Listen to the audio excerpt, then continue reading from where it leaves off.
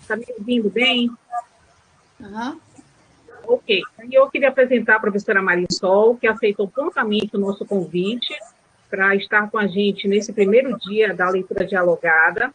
A professora Marisol Barenco de Mello possui graduação em Pedagogia pela Universidade Católica de Petrópolis, mestrado em Educação pela Universidade Federal Fluminense e doutorado em Educação pela Pontifícia Universidade Católica do Rio de Janeiro.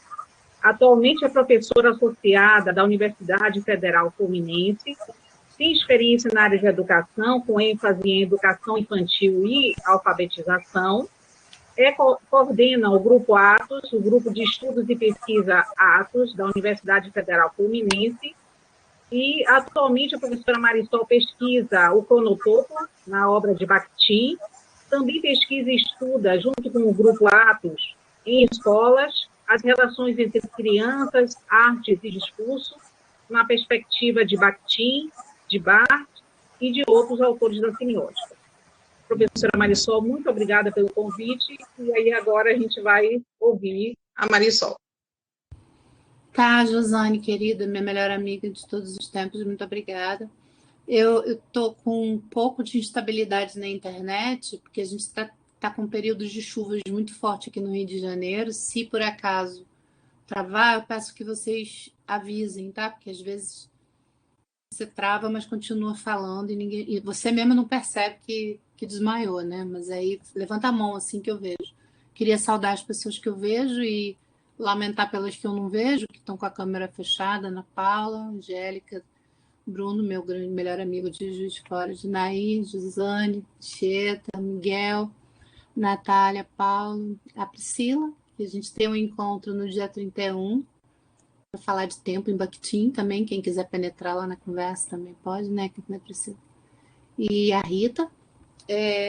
Queria agradecer a vocês por essa oportunidade de poder falar desse livro. Eu acho que é um livro que, como muitos livros do Bakhtin, oi, Gustavo, como muitos livros do Bakhtin, eu me perdi de mim mesmo, não estou vendo aqui.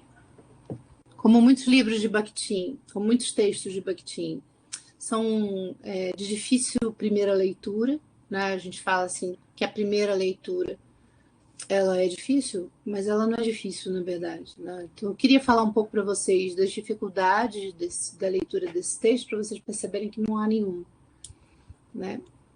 Mas também queria, antes de tudo, combinar que eu vou falar por um tempo, eu sou um pouco faladeira, e aí, se passar do tempo, eu vou ficar chateada. Eu pensei de falar 1 hora, no máximo, e aí, ao fim disso, ou antes, vocês me aproveitarem aqui, né? Vocês estão fazendo essa iniciativa da leitura dialogada, que eu acho de uma beleza sem tamanho, uma experiência que precisa ser registrada, gravada, transcrita, porque é uma experiência de um grupo de pesquisa maduro que sabe que ninguém lê nada sozinho, né? Se a gente é bakhtiniano, a gente sabe que o cara que quer ler sozinho, ele tem uma ilusão de leitura, mas a gente só consegue ler dialogando.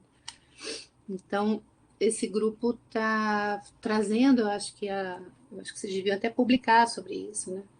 Uma maneira nova, não, que ela é bem antiga, mas uma maneira bastante bakhtiniana de ler um texto.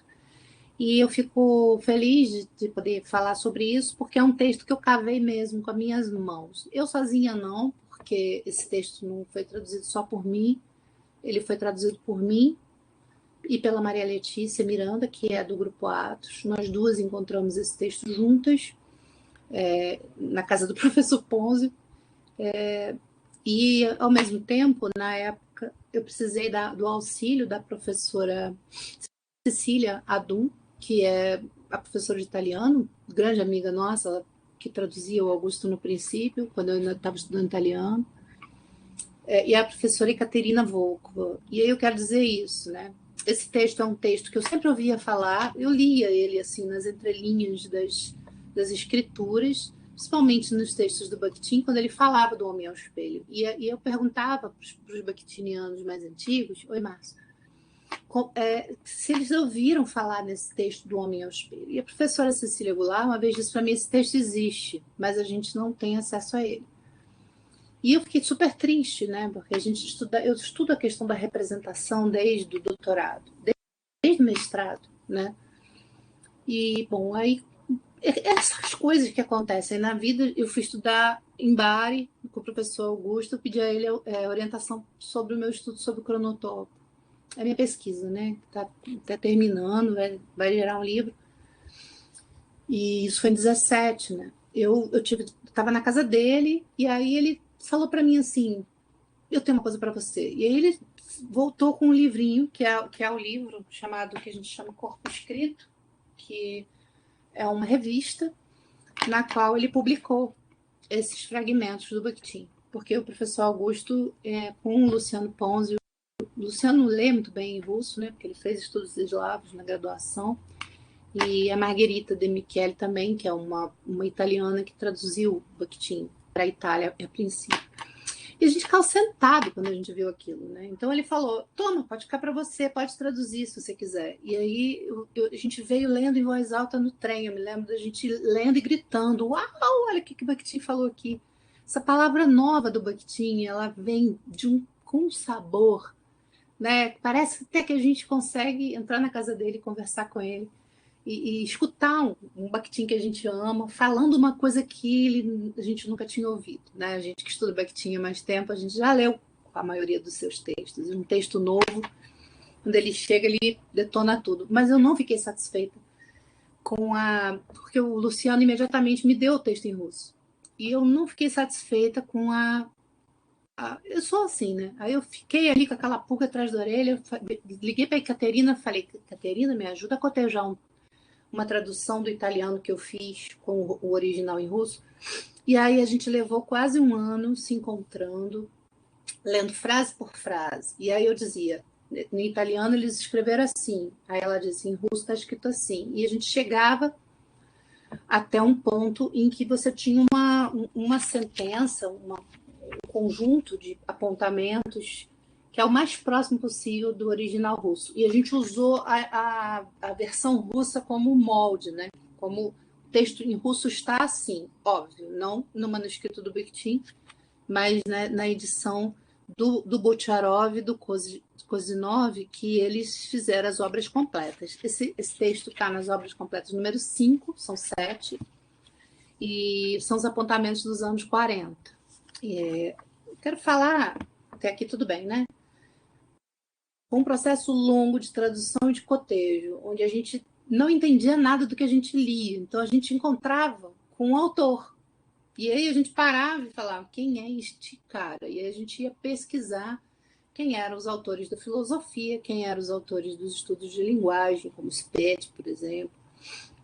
Quem leu Cassirer, né? Nós não somos o professor Augusto Pons, a gente tem que ter mais maturidade para esse tipo de estudo. Fomos ler o Cassirer, fomos procurar o Cassirer.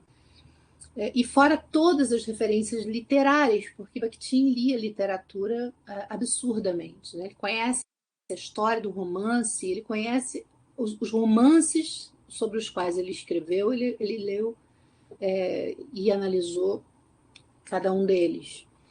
E aí a gente demorou esse trabalho, porque a gente foi puxando os fios, né? A gente entrava numa estrada, dava de cara com algo, como, por exemplo, o momento de Maomé.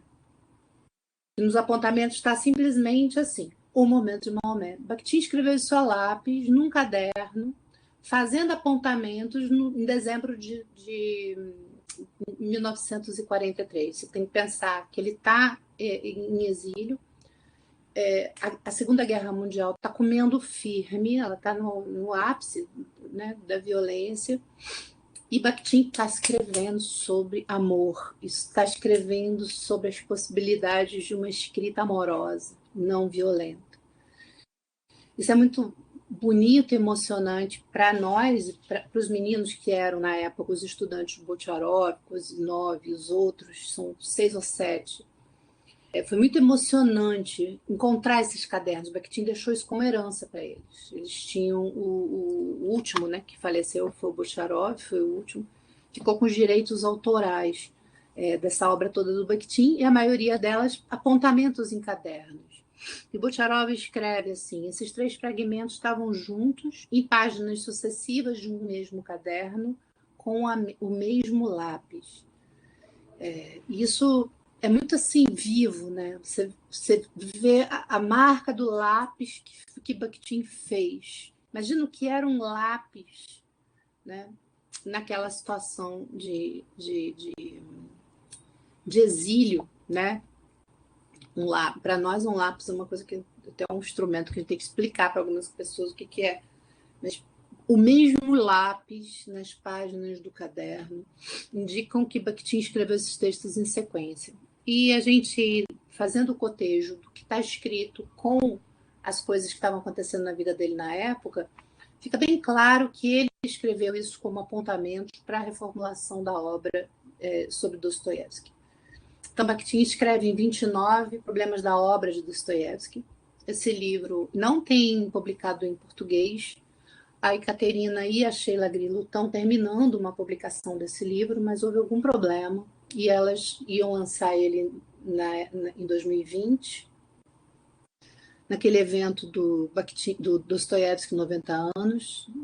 Não, Bakhtin 90 anos da obra de Dostoiévski.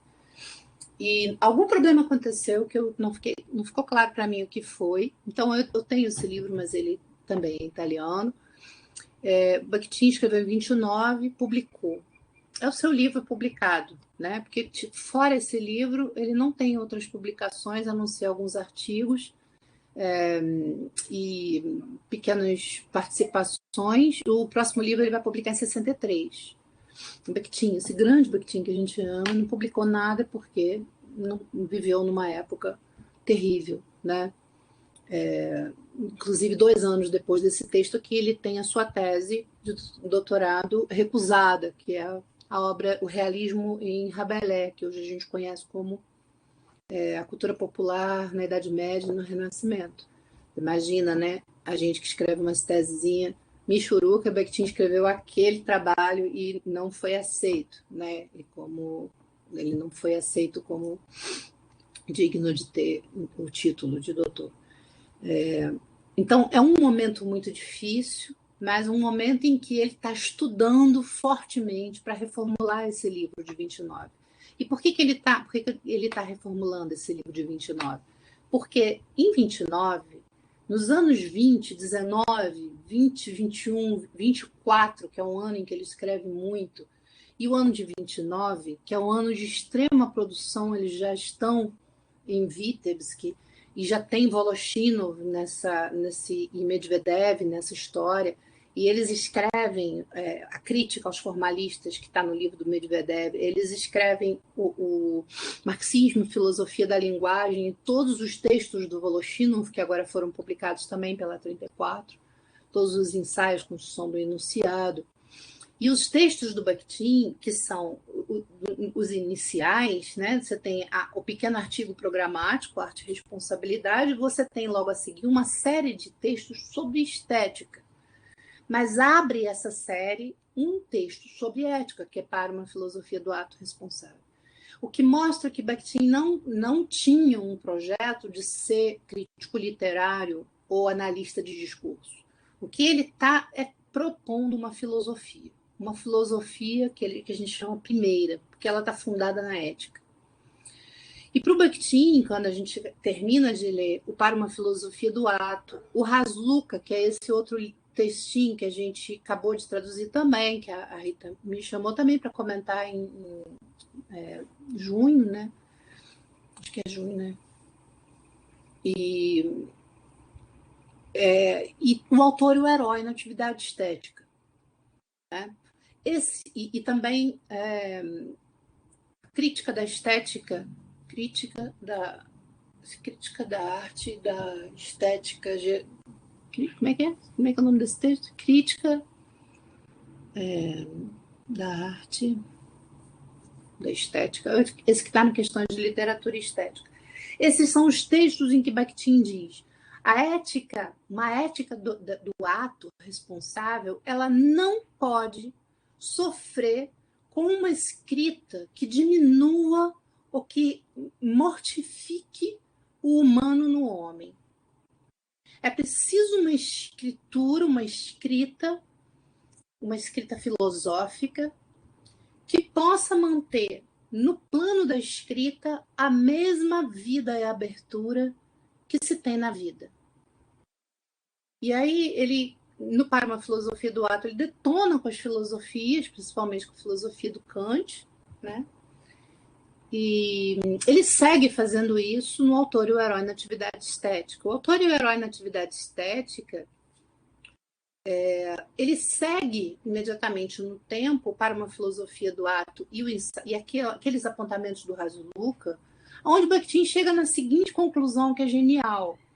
Qual é o campo da cultura? Se você pensar na Rússia e no Lotman e nos outros russos da época, eles estão dizendo o seguinte: a cultura é feita de dimensões e elas estão interrelacionadas. A gente escuta isso muito bem. Arte e vida não são a mesma coisa, mas devem encontrar unidade na minha responsabilidade. Né?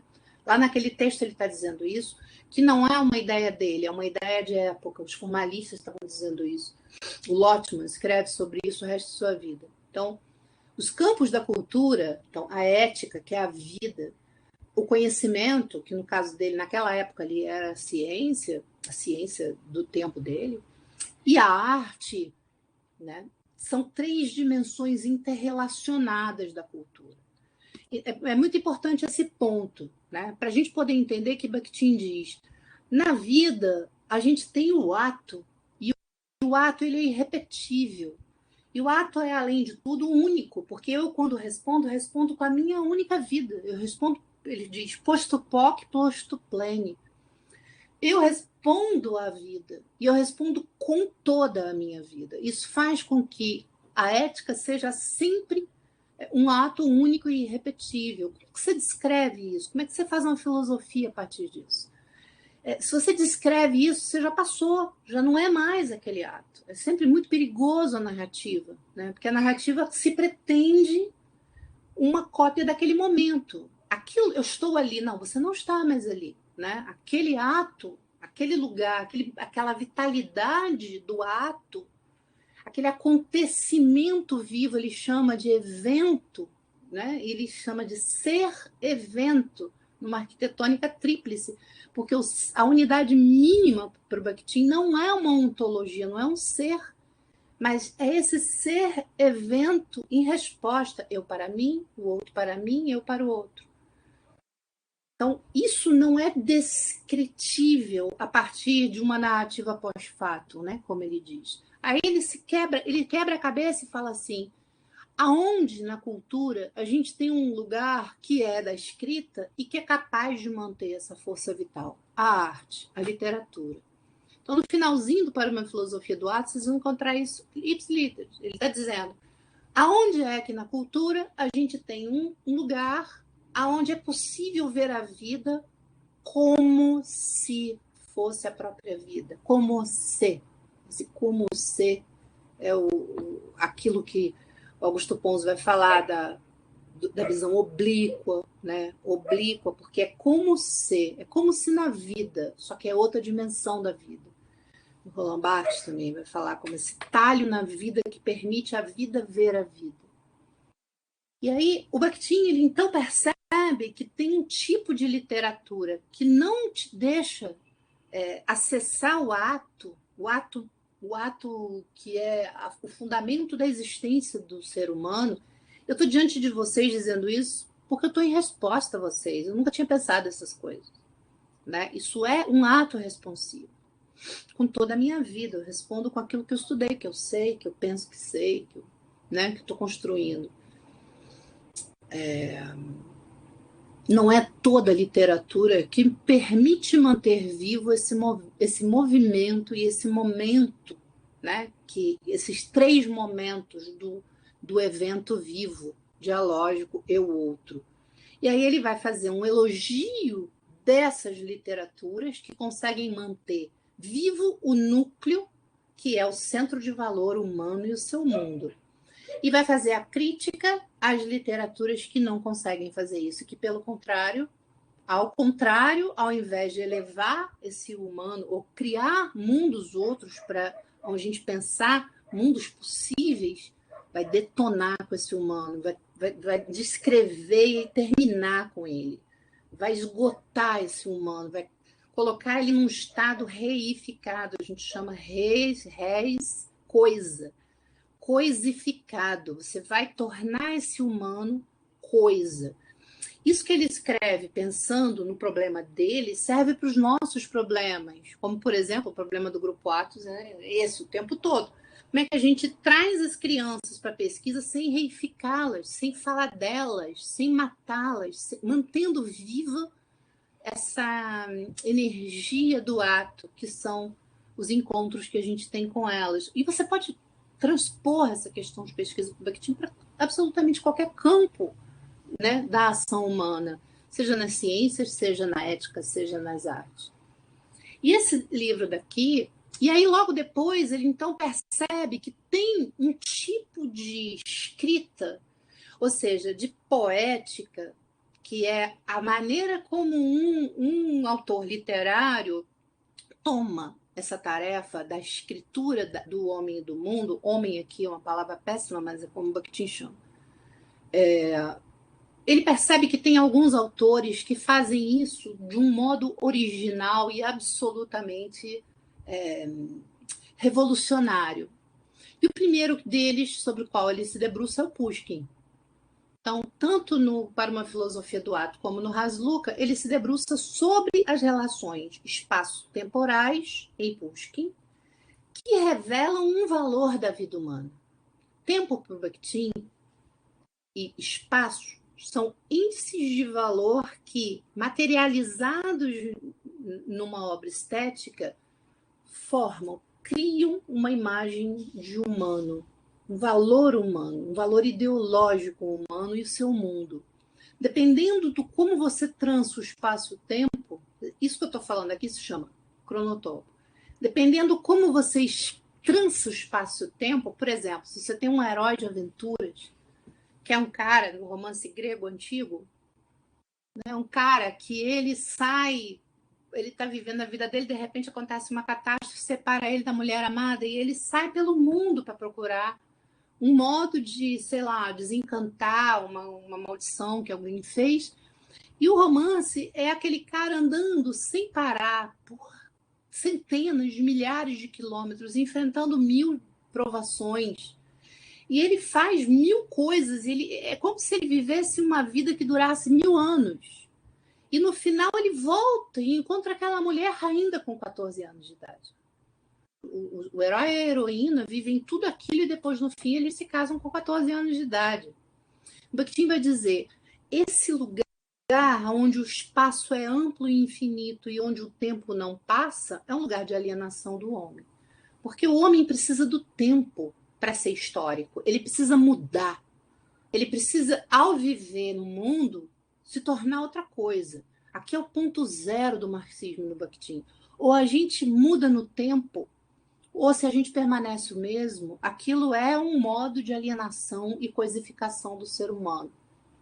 Então, Dostoiévski cria um tipo especial de relação, Goethe cria outra, Rabelais cria outra, Mayakovsky cria outra. No princípio, ele leu o Pushkin. É um exemplo, o poema que ele faz, a análise é Razluka, né? Separação, despedida. E ele mostra no livrinho, outro que a gente vai ler depois, ele mostra como que ali você percebe o valor de uma vida humana em ato. O cara está perdendo a mulher, ela foi embora, eles estão juntos ainda ali naquele ato da despedida, as mãos geladas, se afastando, ela vai para a Itália, vai morrer, ele nunca mais vai vê-la. E você consegue viver ao mesmo tempo toda a dor dele, toda a dor dela e toda a dor já superada pela estética do futuro, do Pushkin poeta. Então, o Bakhtin mostra como é que isso é feito a partir da composição, né, da obra estética. A segunda coisa que ele faz é escrever o autor e herói na atividade estética. E quando ele faz isso, ele tem um leque maior de possibilidades. Mas ele, ao fazer esse trabalho, ele percebe que Dostoiévski traz uma oportunidade única na história da literatura, que é com o conceito de dialogismo, com o conceito do encontro dialógico entre um autor que não mortifica o seu personagem. Mas, ao contrário, mantém no herói, o núcleo aberto e livre que caracteriza a humanidade.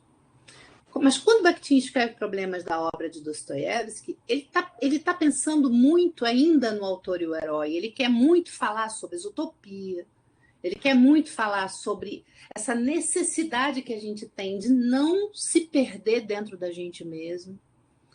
E nesse ínterim, até 40, o que ele faz? Ele faz a pesquisa sobre Rabelais. Então, em 29, ele publica Problemas da obra de Dostoiévski. Daí em diante, ele está ferrado, porque os anos 30, a subida do Stalin e a morte, né? Morreram todos eles, tirando a Yudina e ele. Os outros todos são assassinados ou morrem de doenças, etc. E Bakhtin está sozinho em outro lugar, e Yudina salva a vida dele, né? Maria Yudina, que era pianista, e ela era a pianista preferida do Stalin. E aí Bakhtin está no exílio, tá muito mal no exílio, só não está pior porque a Yudina ajudou ele. E o Bakhtin está fazendo o quê? Pesquisando a obra do Rabelais. E na obra do Rabelais, a pesquisa sobre a obra do Rabelais está no Formas do Tempo e Cronotopo. Porque ali ele coloca em ação um conceito fantástico, que é dele e do Medvedev, e do Voloshinov, que se chama poética histórica. E aí aqui entra a questão dos gêneros. Para o Bakhtin existe uma memória viva na linguagem. Ele leu diferentes autores que falam isso em diferentes... ele leu, por exemplo, esse cara aqui, que é o Burckhardt. O Bakhtin leu esse cara, né? Esse cara, ele tem uma pesquisa que diz que os símbolos daquilo que é importante sobrevive na linguagem, nas imagens na linguagem. Tem uma vida própria a linguagem. Tem uma história. E o Bakhtin diz, quando você olha uma obra como a do Dostoiévski, ela é maravilhosa, não é porque o Dostoiévski é um gênio, mas porque ele acessou um veio, né, que é o veio dos símbolos, desses símbolos que vivem no grande tempo, que são os símbolos do popular, que ele vai chamar de folk. A gente vai ter folclore como tradução, mas na verdade o que ele está dizendo são os símbolos não oficiais, aquilo que a cultura oficial não mastiga e cospe na forma de objeto de consumo. Então, ele faz a poética histórica do Rabelais, e aí ele percebe que ele não fez a do Dostoiévski. Acho que eu estou ficando chata, porque está todo mundo indo embora, né? Não. E aí ele percebe que ele não fez adequadamente a poética histórica do Dostoiévski. Esses são apontamentos em que ele faz apontamentos para fazer essa poética histórica do Dostoiévski. E ele a faz, em certa medida. Essa reformulação do livro do Dostoiévski vai gerar aquilo que hoje a gente chama Problemas da Poética de Dostoiévski. Esse livro é a reformulação de 63 do livro de 29, mediado por esses apontamentos que estão aqui, que ele faz acessando os textos outros dele, trazendo da obra dele, que já tinha sido escrito, elementos para compor isso. E principalmente porque ele fez a poética histórica do Rabelais. E ele percebe que aquilo que é absolutamente artístico e revolucionário na escrita do Rabelais tem que ver com uma história que remonta à antiguidade. E que lá, aqueles romances antigos, que nem eram romances, porque a gente só pode falar que uma coisa é romance depois do século XVI, mas aquelas formas literárias, elas já continham as forças, que eram as forças do não oficial, e que seguiram nessa memória grande literária até compor aquela pequena imagem que o Rabelais, então, cria, como, por exemplo, o nascimento de Gargantua, Aquela imagem complexa do nascimento do Gargantua foi preparada historicamente pela literatura que a antecedeu. E aí, aqui ele vai trazer 3 partes. Vocês estão me acompanhando? Tá difícil? Tô falando. Com certeza. Não, tá bem. Pode continuar, Marisol. Nós estamos todos aqui. Tá ligando os pontinhos aqui na nossa cabeça. São 3 partes. E a do meio é a mais nada a ver, né?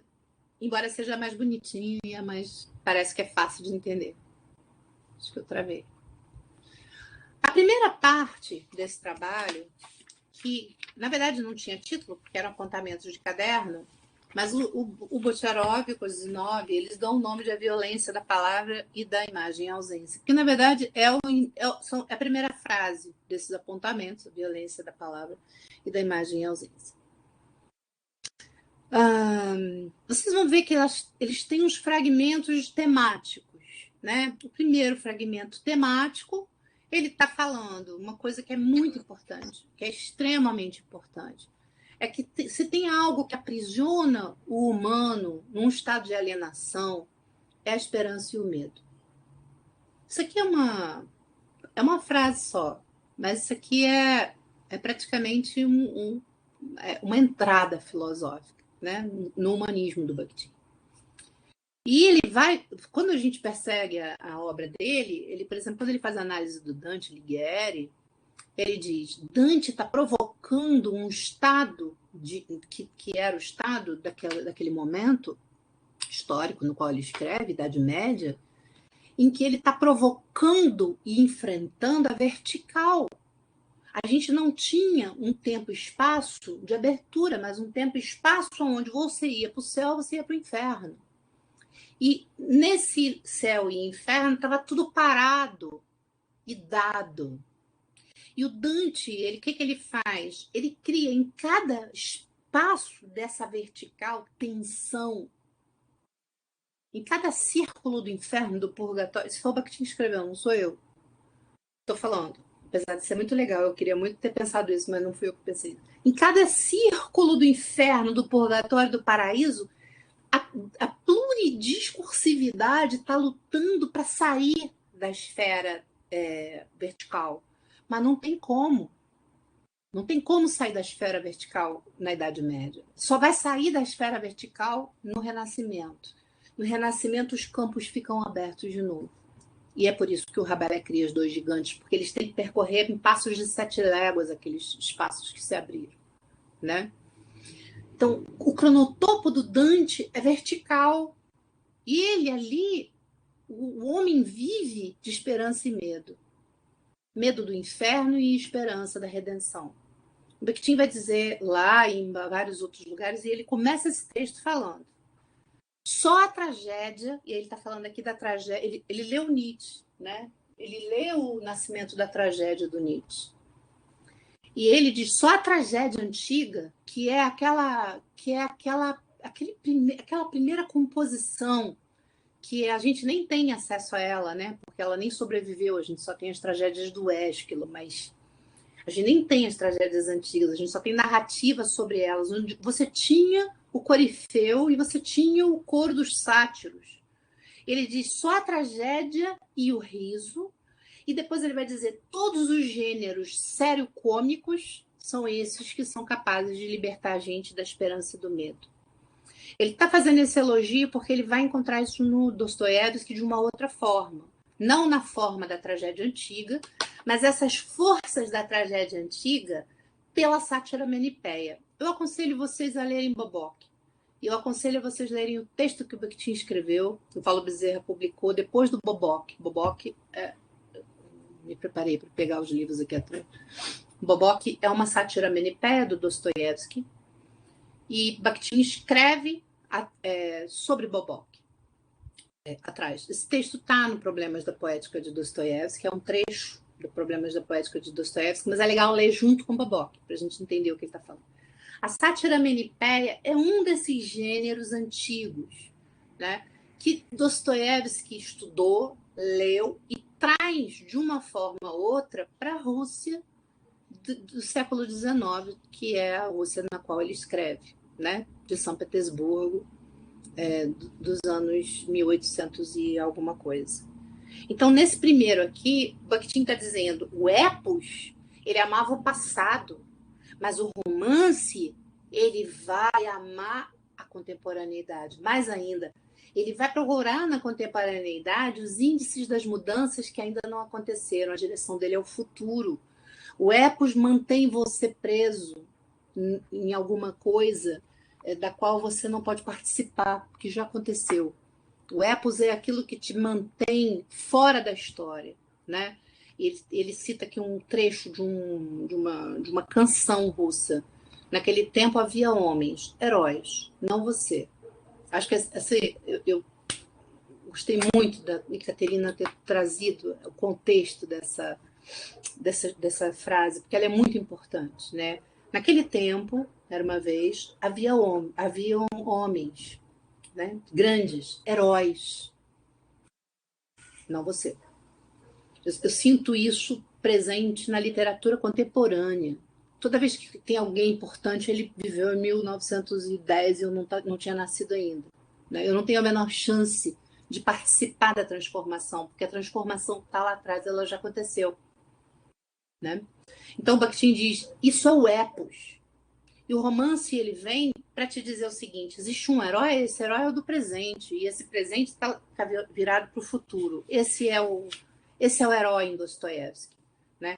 É esse homem que está sempre sendo empurrado para dentro de si mesmo, mas ele está sempre no limiar entre ele e um outro homem.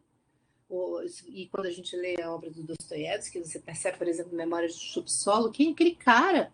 Aquele cara sou eu. O tempo todo brigando com alguém que está diante dele, que ele vê e que a gente acaba vendo também. Tem uma cena linda do Homem do Subsolo, em que ele passa 2 meses treinando para dar um encontrão um cara na rua que ele odeia.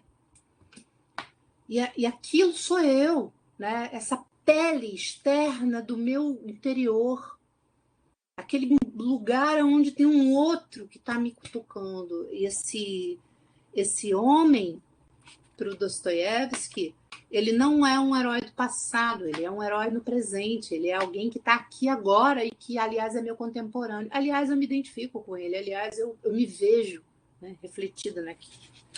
A seguir, ele vai fazer, então, um elogio do que é a cena em Dostoiévski, de onde vêm esses elementos. Eles vêm da tragédia antiga, eles vêm das cenas de mistério, e não do mistério de Sherlock Holmes, mas dos mistérios antigos, que são geográficos, que são religiosos, da arena do circo, das praças públicas, do templo, que também era aberto e público, do palco do teatro das feiras. E aí ele vai mostrar como é que esses elementos aparecem transfigurados na obra do Dostoiévski como forças vivas da sua contemporaneidade. E aí ele vai adiante, né, e vai fazer, então, o contraponto. Ele vai falar, tem um cara que é muito importante para o Dostoiévski, mas que é o contraponto do Dostoiévski, que é aquele que faz um herói confessional. Quem é o herói confessional? Qual é a diferença do herói confessional para o herói do Dostoiévski? O herói confessional está falando de si. E no caso, por exemplo, do Gogol, Gogol está falando dele. O Dostoiévski, o Bakhtin tem um texto maravilhoso criticando Tolstói, que se chama As Três Mortes, está no Problemas da Poética de Dostoiévski também. Ele mostra como que o Tolstói não estava diante de um homem vivo, mas de uma coisa, de um homem mortificado. Aqui ele está criticando o Gogol. Por quê? Aqui o contexto dessa parte sobre o Gogol, quando vocês encontrarem, é onde ele começa a falar da violência da palavra que mortifica. Né? Aqui vocês vão encontrar a referência ao Gogol. E aí aqui o contexto que dá isso para vocês muito bem, eu tenho um texto escrito sobre isso, que é o confronto entre o Makar Dievushkin, que é o personagem do Gente Pobre, do Dostoiévski, com o personagem do Capote, que é o Akaky Akakiyevich, que é um cara que perdeu um capote, que tinha um capote muito velho, surrado na neve, e que ele compra um novo com muito sacrifício, e aí ele é roubado, né? E ele depois morre e fica vagando por São Petersburgo querendo encontrar de volta o seu capote. E o Makar de Vushkin, que é o personagem do Dostoiévski, do Gente Pobre, ele, a Varienka, que é a sua correspondente, porque Gente Pobre é um romance, como é que chama isso? Epistolar, de cartas, né? A Varienka dá para ele o capote do Gogol, fala, lê esse texto, ele é muito legal. E o cara lê e ele fica zangadíssimo, ele fala, como assim alguém bota a minha vida em público num livro? Mas a gente não pode mais nem ser pobre, que logo alguém já descreve a gente. E aqui o Bakhtin diz, o Makar, enquanto personagem do Dostoiévski, não é um objeto. É alguém que está se virando para o autor literário e dizendo, para com isso, você não tem o direito de fazer isso com um homem. Né? E aí, então, vem toda a discussão sobre a palavra violenta. Todo autor, para criar um herói, precisa de dar acabamento a ele. Vocês sabem disso, que vocês já leram o Autor e o Herói. O que é o acabamento? O acabamento ele é um processo de dupla movimentação. Você tem que se compenetrar do herói. Você tem que saber ver o mundo com os olhos do herói. Mas você precisa voltar ao seu lugar e ver o que o herói não pode ver, que é o seu entorno, o que está atrás dele. Esse movimento de empatia e exotopia é o movimento do autor. Às vezes as pessoas acham assim, a exotopia, sair fora, ficar distante. Não, isso é um momento. Se você é apenas exotópico, você é mortificador. Se eu estou olhando a Priscila de fora, porque é a única que eu estou vendo aqui, que eu tenho que falar dela, de quem está olhando para mim, participando da minha vida. Se eu olho a Priscila e digo, a Priscila que toca violão, é só um movimento, eu estou falando sobre ela. Eu absolutamente não compenetrei na Priscila. Eu não tenho ideia de qual é a visão de mundo, de horizonte que a Priscila tem. Isso não é arte ainda. O movimento da criação artística, e aí por isso que o Bakhtin quer encontrar esse lugar de dizer isso, porque aí ele consegue resolver a ética, é um lugar onde, ao mesmo tempo, eu falo com ele e eu falo como ele. Eu vejo o que ele vê, mas eu vejo também o que ele não vê. Esse movimento duplo de exotopia e empatia, se você chega até aí, você tem uma escrita não mortificadora, uma escrita humanizadora, uma escrita autoritária, uma escrita artística. Para o Bakhtin, só é artístico aquilo que tem dois, um autor e um herói, como dois, um de frente ao outro. Nenhum dos dois está morto, nenhum dos dois está de costas. Os dois são vivos, né? Então vem toda essa parte onde ele vai descascar aquelas. Então, um certo grau de acabamento é preciso, porque eu preciso ver a Priscila e dizer aquilo que da Priscila ela não pode ver ela mesma. Mas eu preciso saber até onde ir nesse acabamento. E é aqui que Bakhtin escreve esse texto, que é lindíssimo, né? Se o acabamento vai demais, você mortifica o humano do homem. Tem limite, e o limite é, esse outro está vivo, este outro é um humano vivo diante de você, que fala com você, que inclusive muda o seu projeto de dizer, ou você é o herói, ou você é o autor todo-poderoso, que sabe tudo sobre o herói, ele está todo aqui. Ele está todo aqui, está acabado, está dado de uma vez por todas, está morto. Podemos consumi-lo. Então, o limite que a gente tem que sempre ter, que é o limite ético na literatura, de saber que diante de você tem uma vida humana, mesmo que ela seja inventada por você. E essa vida humana precisa estar diante de você com direito à palavra. Toda essa parte aqui, ele vai fazer a crítica ao Gogol. Eu estou aqui na página 46. E ele vai falar que, às vezes, a gente cria um personagem que é a gente mesmo. E aí a gente se dá liberdades nessa autocriação. E aí a gente diz, não, mas diante do espelho eu estou vendo, me vendo como se eu fosse um outro. O Bakhtin diz, o espelho, ele é uma mentira. Quem está diante do espelho não é você, mas é um você como você imagina que um outro veja. É uma farsa. Só o outro real consegue me dar acabamento. Eu não posso dar acabamento a mim mesmo. Então, aí aqui a gente está de cheio no autor e o herói, né, gente? Quando ele fala, só o outro pode me acariciar e me beijar. Só o outro pode me amar. Eu posso amar a mim mesma como autopreservação, mas só um outro pode me beijar. E aqui tem uma parte muito bonita, né? Que ele vai defender, então, a impossibilidade de dizer sem que haja um outro, né? E ele vai falar da tangente. E a tangente é um conceito muito bonito, porque ele explica um pouco o que é essa minha plenitude do eu, né? Eu tô aqui no mundo diante de vocês para mim são horizonte. Aqui não, vocês são o meu horizonte. Infelizmente tem um quadrinho com a minha cara, então eu consigo ver a mim mesma também como horizonte, mas é um espelho. Eu consigo ver vocês são o meu horizonte, né? Mas só vocês conseguem ver o meu entorno. Por isso que eu tô falando que isso não vale, porque eu também consigo ver o meu entorno. Então eu tô iludida aqui que eu tô vendo o meu entorno. Mas eu não vejo o meu entorno como vocês veem.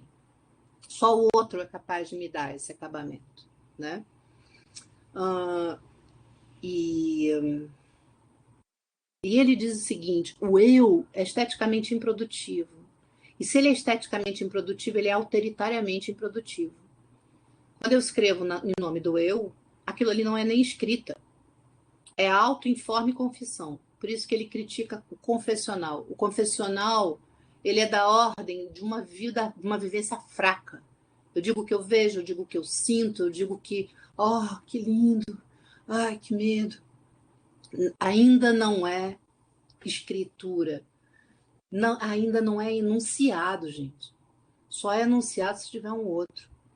Essa coisa que é esse auto-informe, confissão, tô doente, tô com frio, tô com medo. Ai, quando eu era criança. Não é texto ainda, gente. Isso é muito importante de saber. Por isso que ele está dizendo que o espelho é uma falsificação, que você finge que é você um outro. E não é, você ainda é você mesmo. E esse eu é esse negócio que engloba tudo e torna tudo você. Tudo que você vê é você. Tudo que tu vê no outro, o outro tá rindo, você fala, ele é feliz. Ele não é feliz, cara. Você que tá vendo ele rindo. Né? E o Bakhtin diz, o eu, ele é como se ele estivesse dentro de uma placenta. Olha que bonita essa imagem. Né? E ele diz, mas o cordão umbilical leva você sempre para a tangente. Ali naquela tangente, eu estou ao mesmo tempo dentro da minha vida e fora dela. Então, a tangente é o lugar do autor. Geralmente a gente está lá no núcleo, lá no útero, quietinho, dizendo que medo, que frio, ai, que saco. A tangente é o único lugar onde você consegue, então, ter pele exterior e o outro pode te ver. E naquele momento que o outro te vê, você tem a primeira oportunidade de se ver. Se ver pelo outro. Então, aqui, ele vai falar nas páginas 49, 50, ele vai falar da mentira. Mentira, ele diz que a mentira é o mal e que a retórica é o mal e que a mentira retórica é o que empesteia a literatura e a ciência. A gente acha que está falando dos seres humanos, mas a gente não tem nenhum respeito ético por eles. A gente os mortifica e entrega de volta a eles mesmos e diz, caiba nesse modelo aí que eu fiz para você. Eu consigo ver a história da psicologia aí, gente, eu não sei vocês, mas eu consigo ver a história da psicologia.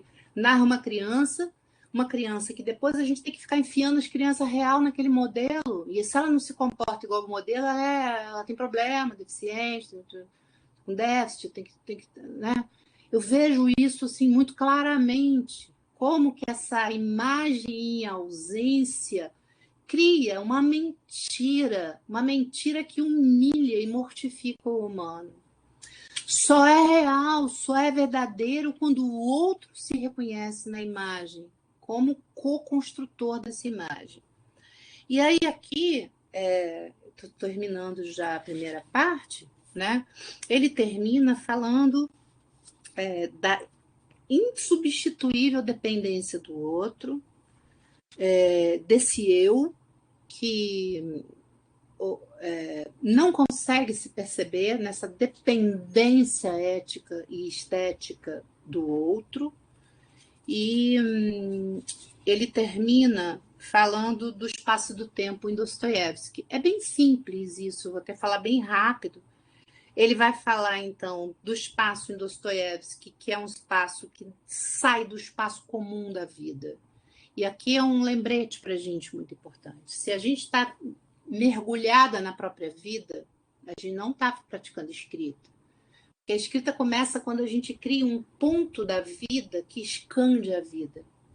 E é aqui que chega o momento de Maomé, que foi uma coisa assim meio misteriosa na hora que a gente encontrou, e eu fui pesquisar. Primeiro, encontrar a citação do príncipe Mishkin, né, no Idiota, do Dostoiévski, quando ele fala do momento do Maomé. Maomé é o profeta, né? O que acontece com Maomé? Maomé, ele é epilético, assim como Mishkin, assim como Dostoiévski. E ele tem um lapso. E ele, nesse lapso, ele tem uma visão. E ele vai ao inferno e vai aos céus. E ele volta.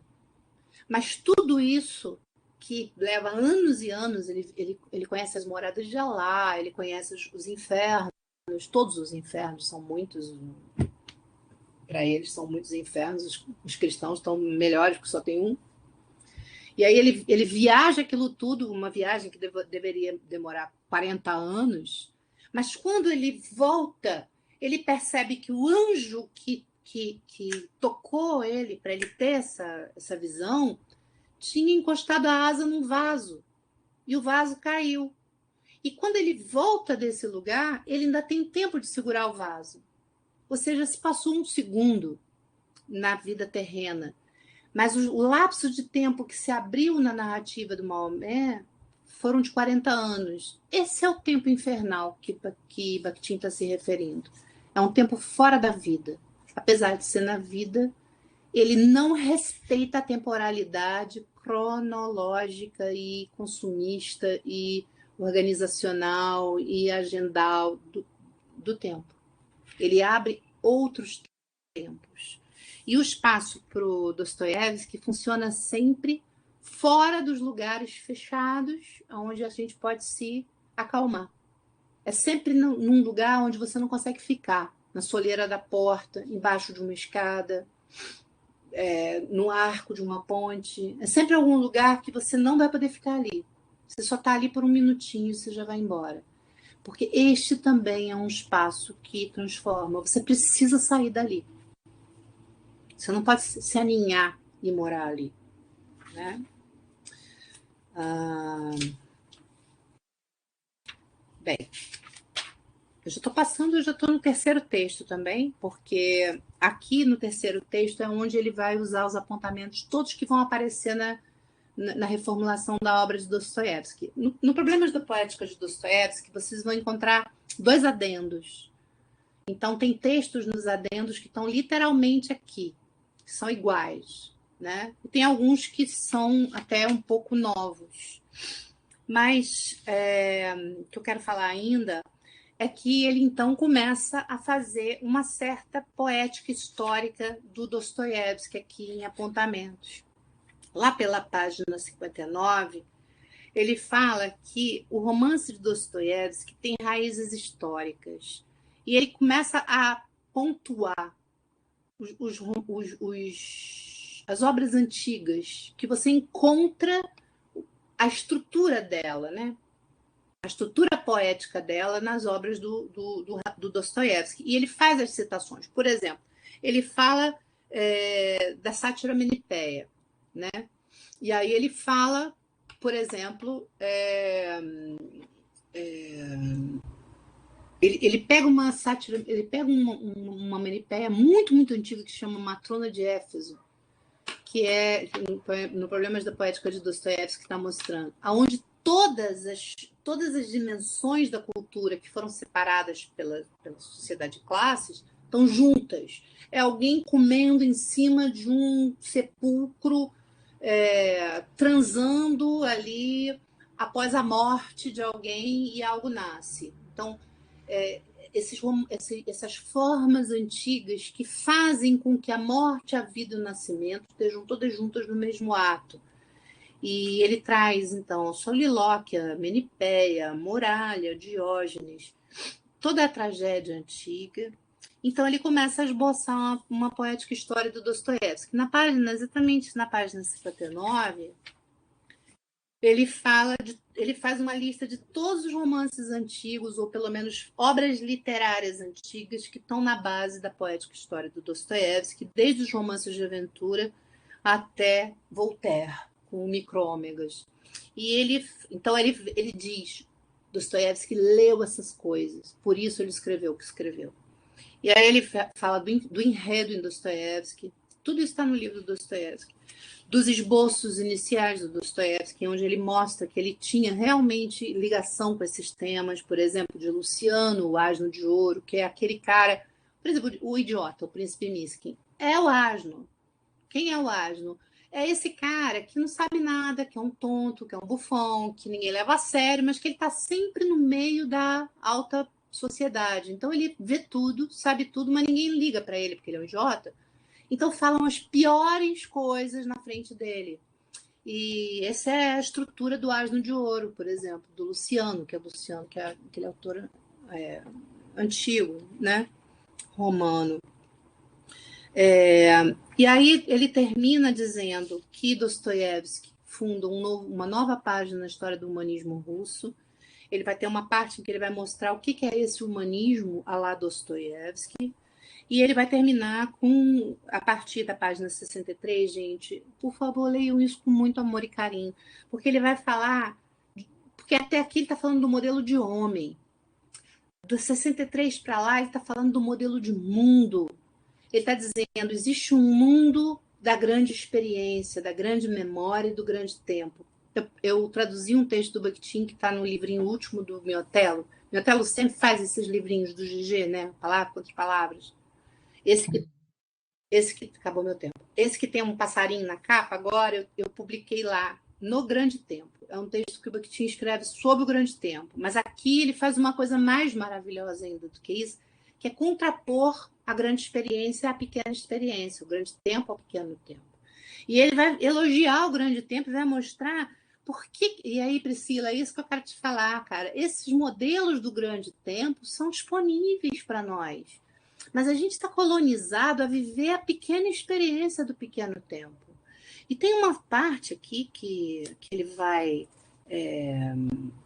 descrever mesmo quais são os símbolos e as mentiras e as ilusões que o pequeno tempo nos impõe, nos entuba, né?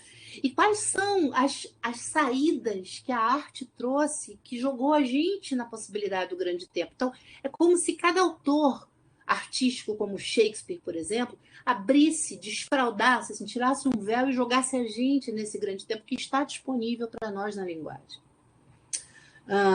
E ele traz o Goethe, ele traz o Shakespeare, ele traz as tragédias antigas, etc. E eu acho muito bonito, vou ler só um pedacinho aqui que eu acho muito bonito, né, que ele diz...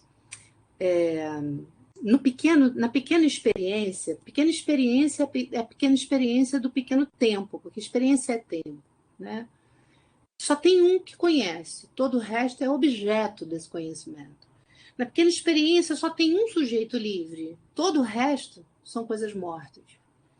Na pequena experiência só tem um ser vivo e aberto, que é o cara que está escrevendo, que está falando, que está dizendo, né?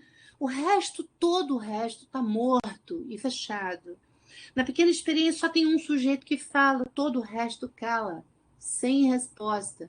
Ele diz, mas na grande experiência não, tudo é vivo, tudo fala. Essa experiência é profunda e dialógica. Eu quero terminar dizendo. E ela é disponível. Cada vez que a gente escreve ou lê um texto, ou a gente inicia uma pesquisa, a gente pode escolher estar nesta posição ou nesta. Eu estou a serviço do pequeno tempo prático, funcional, utilitário, das pequenas coisas, do interesse interesseiro, ou eu estou no grande tempo que ressuscita todas as forças libertárias que estão à nossa disposição ainda, apesar dos Bolsonaros da vida. Estão e sempre estiveram nas experiências simples, principalmente naquelas que estão fora das culturas oficiais. Não busquem isso no oficial. O oficial é isso. O oficial ele já é oficial porque ele tem um desejo de permanência e fixidez, né? A escola é oficial, a literatura é oficial. O Bakhtin estava procurando na literatura marginal, naquilo que ninguém entendia, né? E, assim, encerrando, quero dizer isso. Um livro de fragmentos, como esses de apontamentos, ele só é difícil porque ele falta contexto.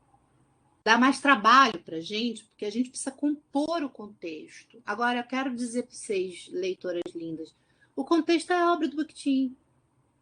Sabe? Eu prometi que ia fazer isso para a Josane e não fiz, mas mostrar onde cada fragmento desse encosta em outro escrito, que é um escrito que está dentro da obra do Bakhtin, né?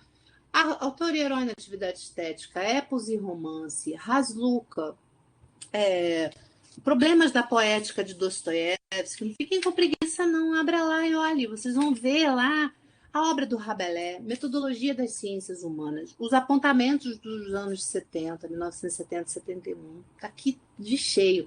A reformulação da obra de Dostoiévski, Formas do Tempo e Cronotopo, o livro do Medvedev. O engraçado que principalmente a imagem temporal e espacial do herói, do autor e herói. Tem um amigo meu que é filósofo que ele diz assim, Bakhtin é igual a uns outros, né, que ele estuda o Lukács. Para falar de uma coisa tem que trazer tudo, né? Eu falei, assim, para falar de uma coisa tem que trazer tudo, porque é um programa filosófico. Não é uma escrita pontual, é o trabalho da vida dele todo, né? Então, eu espero não ter confundido mais ainda do que ajudado. A questão do espelho, eu nem botei ela muito ali, porque ela, na verdade, ela é um enorme campo, né? Fala sobre a farsa de se pensar que se pode ver a si mesmo sozinho. Sempre lembrei disso. Você não pode ver a si mesma sozinha.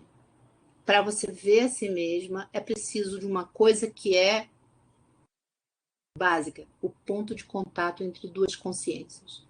E essa segunda consciência não pode ser a sua. É isso. Mas só, nossa, deu assim uma boa, né? É um livro muito denso, e você falou, né? É um livro que são fragmentos que dialogam com outros textos, né? E um dos primeiros textos que nós logo vimos que vai dialogar e que a gente já começa a separar para ler é Por um Ato Responsável, porque aqui traz a filosofia, esse escrito que é um programa, como você já bem disse, né?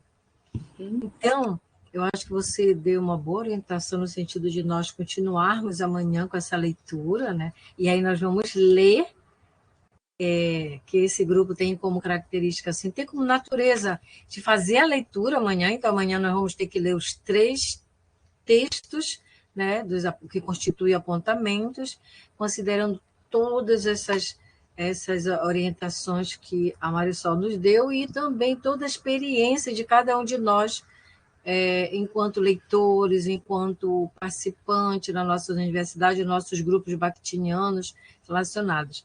Mas, de qualquer forma, ainda a gente tem um tempinho, e quem quiser, né, a gente abre para quem quiser colaborar, dizer mais alguma coisa, aquilo que durante a fala da Marisol, nós lembramos do que lemos no livro, né? Fomos lembrando, para poder trazer esses exemplos e trazer. Né? Eu quis parar para poder conversar. E a Josane até tinha me perguntado se eu queria ficar por último. E eu não queria ficar por último, porque é horrível ficar por último, porque você dá uma arrematada na coisa. Parece que agora todo mundo discutiu tudo, agora tu chega com a verdade da coisa. Isso tudo é só ideia minha. Eu não sei nem se o Bakhtin pensava assim. Mas a pesquisa, né? A gente pesquisou isso de verdade mesmo, né? Então, a fundo. eu queria que vocês tivessem, por favor, a liberdade de falar de alguma coisa que vocês gostariam de saber ainda, que não ficou claro, que vocês querem que eu fale mais, ou qualquer coisa. Aproveita, gente. Marisol, a Priscila, eu acho que ela quer abrir o microfone, Priscila. Ela pediu que você esclarecesse uma questão. É porque eu não leio o chat. Eu não consigo ler o chat. Aí, se você puder falar, Pri. Tá bom. Boa noite aí a todas. Para a gente é um prazer ouvir a Marisol. Marisol é uma querida. Ela nem sabe disso, mas ela é uma querida para a gente. Eu participo do GG toda sexta-feira e no sufoco a gente pede ajuda e ela sempre vai lá no Zap e ajuda. A gente, obrigada, tá, Marisol, pela sua fofurice. Fala um pouquinho mais para a gente, que é tão lindo, né, o conceito de grande tempo, essa relação com pequeno tempo. Fala mais um pouquinho, Marisol, dá mais um pouquinho dessa... Falo. O grande tempo aparece em 2 lugares, na obra do Bakhtin, né? Travei? Não. O Bakhtin fala de grande tempo em alguns lugares. E no Metodologia das Ciências Humanas, que também é um conjunto de fragmentos dos anos 70, né? No finalzinho ele faz também... É legal vocês cotejarem isso lá no Metodologia das Ciências Humanas, no finalzinho, todo finalzinho é sobre o grande tempo, né?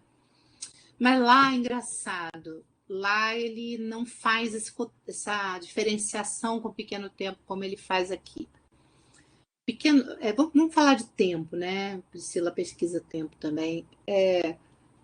O pequeno tempo, ele é uma ilusão de um eu, e de um eu, principalmente de um eu que se forma indivíduo privado, e vem se formando desde a antiguidade, indivíduo privado, né?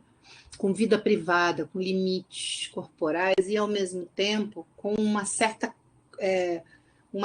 pretensão de que o mundo é aquilo que ele percebe, né? Então, que é uma ilusão fecunda, porque funciona, né? Estamos nós aqui às portas de outra guerra, de que o tempo todo é o tempo que eu percebo e mais nada, né? A linguagem, ela não permite que a gente fique nisso, porque a linguagem, ela pertenceu a estratos muito antigos. A linguagem não foi criada no tempo da minha vida, nem no tempo da vida da minha mãe, nem no tempo da vida das minhas avós, porque a linguagem, ela penetra estratos, como diz o Bakhtin, quando nem consciência e palavra a gente tinha. O Augusto escreve isso muito bem, a Ellen, a gente leu isso lá no Livremente, né? Quando ele fala, isso que a gente chama de linguagem existe antes de que a gente começasse a falar, né? Porque linguagem é a capacidade da vida se abrir e se defrontar com a vida. E isso se dá muito antes da gente ser homo sapiens. Isso é muito bonito do Bakhtin. Mas ele diz, mas isso veio ainda existindo e sobrevivendo. A palavra sobrevivência é desse Burkhardt, que ele traz, que ele leu, e são o conceito dele é de imagens sobreviventes. São imagens revolucionárias, Priscila. São imagens que, em algum momento da história, salvaram a humanidade. O Miotello sempre fala dos gravetos de Israel. O Miotello era padre, vocês sabem disso, né? Então, o Miotello sempre cita umas coisas assim, que era dos sermões dele, e ele fala sempre dos gravetos de Israel, que é um conto da viúva, né? de Sarepta, em que a cultura de Israel ia acabar, o último, sei lá, rabino ia morrer de fome, e ela só tem um graveto e uma comida, um pedaço de carne. E ela pega o último graveto, o último pedaço de carne e alimenta aquele homem. E aí a cultura de Israel sobrevive. E o Miotello diz, esse graveto é a força revolucionária que, num determinado momento da história, em estratos sem memória, a gente não sabe mais contar essa história, mas que salvaram a humanidade. E isso sobrevive como imagens nas narrativas e nas histórias que são contadas. Olha que bonito isso. São forças para além da palavra, mas que habitam e permanecem nas palavras. Bakhtin chama essas imagens dos símbolos da cultura popular. Vocês vão encontrar isso nesse livro, dele falando que um grande artista, seja ele o Dostoiévski, o Goethe, o Chagall, seja lá quem for, ele é capaz de recolher esses símbolos e dar a eles uma festa de renovação, e dar a eles uma ressurreição. Eles são capazes ainda de libertar a gente hoje. São forças humanas condensadas e dentro da linguagem. Dentro não, mas a linguagem é feita disso. A linguagem é feita de muitas coisas, de forças centrípetas, de forças centrífugas. Mas quando a gente consegue perceber, sabe, Priscila, que Dostoiévski está escrevendo em 1870 uma coisa que está ressuscitando uma força que já ressuscitou uma outra força na Grécia de 600 anos antes de Cristo. Você percebe que nós estamos todos conectados numa temporalidade que não é essa aqui. Sabe aquelas coisas que a gente diz assim, sempre foi assim, Marisol. As pessoas às vezes falam isso pra mim na escola, eu falo, gente, vamos jogar isso fora, vamos parar, vamos com isso, vamos fazer outra coisa. As pessoas falam, ai, Marisol, sempre foi assim. Sempre desde quando, cara pálida? Sempre desde, né, da Grécia Antiga? Pouco, né? Sempre desde quando? Sempre há 20 anos atrás. Cagar no mato. A gente tem uma tendência a achar que essa experiência que eu sei, a experiência toda. Percebe a arrogância? Assim, a palavra que hoje uma professora falou, que eu achei linda. Burrice. De achar que o que tu sabe sobre a vida é a vida toda. E a gente impõe isso aos estratos antigos. Então, às vezes, dentro dessa pequena experiência, não tem salvação. Dentro desse lugarzinho pequeno que a gente construiu para nós, você bate... O Boaventura de Souza Santos escrevia isso, era muito bonito. A modernidade, quando ela chega até o limite dela, ela encontra um espelho. Então, parece que a modernidade... O Adorno escreveu isso também. Adorno dizia, não tem saída. A gente chegou no fim, batemos com a cabeça no teto. E Bakhtin vai dizer, só se você achar que o tempo todo é o teu tempo. Só se você achar que a modernidade é o tempo todo. E que não havia outras formas de existência muito mais sábias e profundas antes da modernidade. Porque a gente aprendeu que tem uma linha genética que vai evoluindo do passado primitivo para um futuro redentor. Essa é uma imagem perigosíssima. Que o futuro, o nosso presente, é sempre o ponto de chegada dos outros. Aqueles outros lá eram incompletos. Eu sou a versão 4.7 dessa história toda. Querida, não, a gente está na beira de um abismo agora. Mas aquele cara lá também estava. Então, quando eu conecto com ele via linguagem, quando eu leio a tragédia do Ésquilo, eu percebo que o sofrimento da Antígona é o mesmo que o meu. Eu me conecto com ela, eu encontro com a Antígona no grande tempo. O grande tempo é isso que tira a gente da mediocridade, dessa vida sem salvação. Quem é que faz a gente pensar assim? Os poderosos, porque agora eles querem que o que eles têm dure para sempre. Não é assim? Eu não quero que o que a gente tem dure para sempre. Eu quero que a gente não dure para sempre. A gente precisa morrer. Isso tudo que a gente é, incluindo a universidade, o Zoom, precisa morrer. Né? Então, o grande tempo, Priscila, é essa experiência bondosa. Porque Bakhtin fala isso, né? Lá no Metodologia das Ciências Humanas. Quem está conectado com o grande tempo não acredita na morte.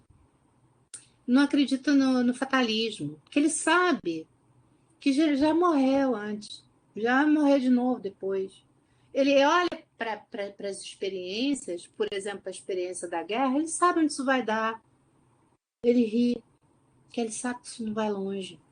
Ele olha para Napoleão Bonaparte e ele fala, o cara está morto, podre, não tem uma célula daquele cara viva hoje. Mas todas tudo que foi vivo está vivo ainda nas outras gerações e na gente. Esse é o grande tempo, né? Agora, o perigo é esse. Em mim está vivo o Napoleão e o outro lá, que era aquele que aprendeu a amar pela primeira vez em algum momento. Os dois estão vivos em mim, né? O grande tempo é esse lugar, como diz o Bakhtin lá no Para uma Filosofia do Ato, ele fala: não há garantias no céu. Não tem garantias. Qualquer coisa pode acontecer, né? O grande tempo também, então, ele pode ser acessado pelas linguagens que são ancestrais e que são artísticas ou que têm uma força cultural tradicional muito grande, né? Então, as culturas tradicionais guardam a relação com o grande tempo. E a arte também faz isso. Mas não só a arte. A arte é um dos depositórios dessas linguagens que são revolucionárias, mas também as culturas tradicionais, as culturas religiosas.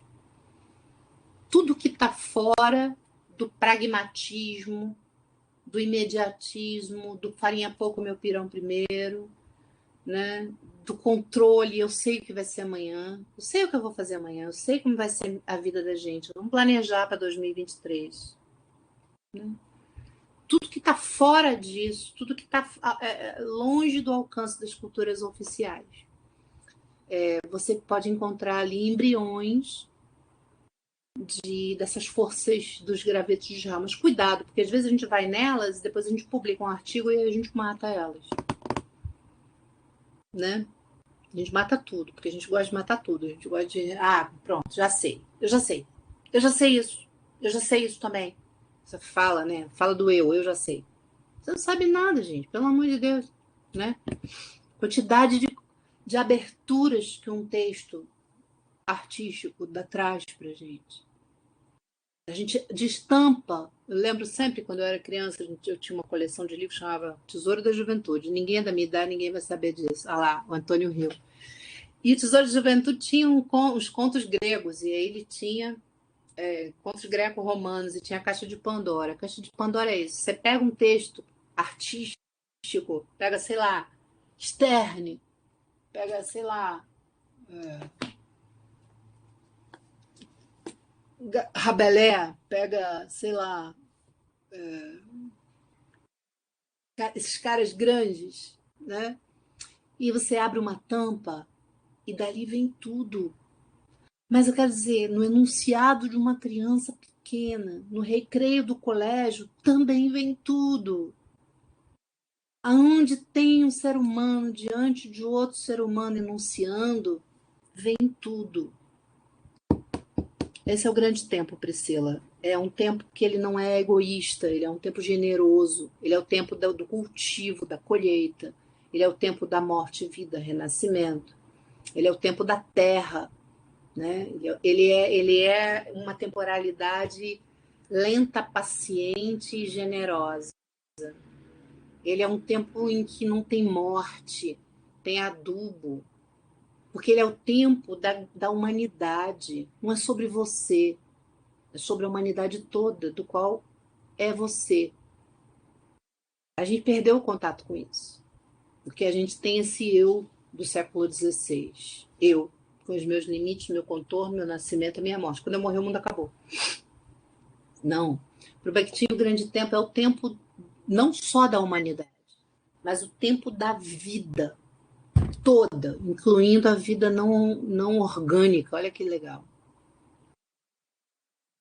Marisol, eu queria agradecer, né, pela sua explicação, realmente você tinha que vir no primeiro dia para nos dar essa visão do livro, que nos ajudou, trouxe muitas reflexões, né, para a gente fazer ao longo desses 2 dias que a gente vai ficar.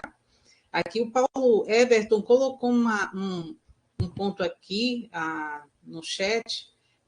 O Paulo Everton colocou que penso que a questão da violência da palavra apresenta questões e desdobramentos contextualizados, principalmente no que se refere à nossa realidade política e social de nosso país. acho que ao longo também da leitura, a gente pode experienciar, trazer justamente esse contexto nosso, né? E também a questão do homem ao espelho, a necessidade da gente, o quanto a gente precisa do outro, né? Nessa construção da nossa identidade. Então, acho que Bakhtin traz essa reflexão para a gente, da necessidade do outro. A gente não se basta, a gente precisa do outro, né? A gente não existe. Enquanto não chega o outro, não tem nada ali. Mas sobre a violência da palavra que o Paulo fala, como não foi o Paulo que falou, eu estou adivinhando o que o Paulo pensou, mas a palavra do político com abuso de poder, ela é assim, explicitamente um exemplo dessa palavra mortificadora, né?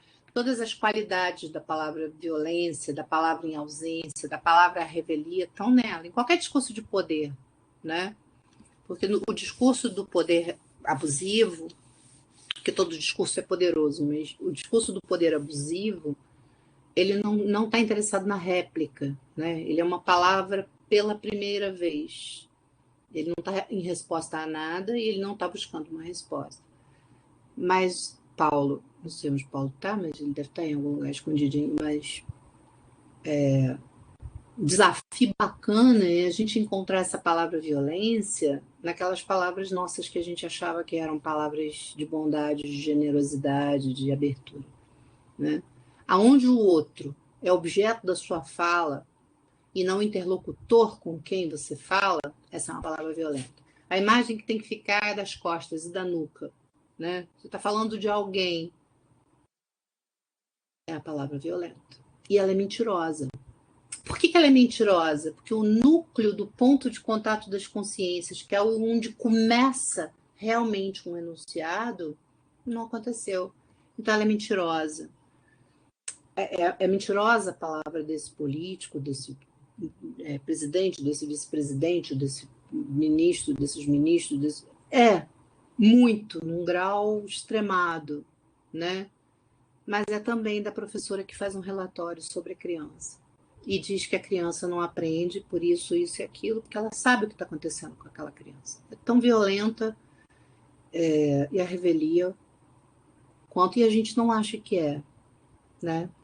Eu acho que essa educação dos outros, não sei se vocês são da educação, se vocês são das letras, eu não sei, mas como professores de língua portuguesa, ou como professores de pedagogos, ou como professores do que vocês sejam, este outro aprende a ler e escrever com uma palavra violenta.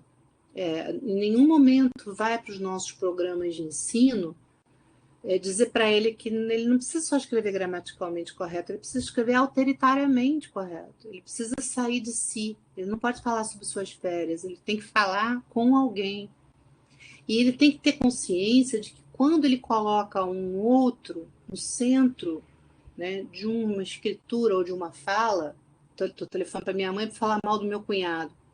Quando eu boto um ser humano no centro do meu enunciado, eu estou criando um valor. E esse valor, como a Priscila sabe, ele vai fazer parte do grande tempo das relações. Nada está morto para a história.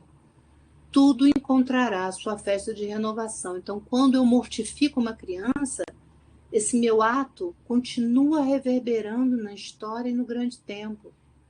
Então, a gente precisa, falar palavras amorosas. O que é o amor? O amor é o que humaniza. Não é que ele humaniza porque ele dá a humanidade ao outro, é porque ele reconhece a abertura do outro enquanto humano, entendeu? Vou falar de novo, porque isso é muito importante. A gente não humaniza o outro já nasceu humano, o outro já é herdeiro de tudo. E amor é o reconhecimento que eu estou diante de um outro que é humano e que é herdeiro de todo o universo, toda a humanidade. O contrário disso é a indiferença, que é tratar o outro como um objeto, tratar o outro como um número, tratar o outro como um aluno, né? Tratar o outro como, sei lá, um aluno. Isso é o contrário do amor. Então, esse menino também lá que está aprendendo a escrever, ele precisa entender que quando ele está criando um herói lá na redação escolar dele, ele também está criando um mundo. Porque, gente boa, não tem outra criação do mundo, não tem um Deus fazendo isso com a gente. A criação do mundo é na linguagem. E, aliás, João sabia disso também, porque também Deus fala assim, né? O princípio era o verbo.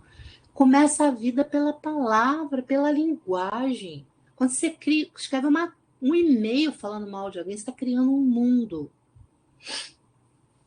Toma consciência disso. E ensina suas crianças a olhar para o que elas produzem. Né? Enquanto mundo, que mundo eu estou criando? Aí a pergunta, né, que a gente faz, como é que eu posso criar um mundo outro?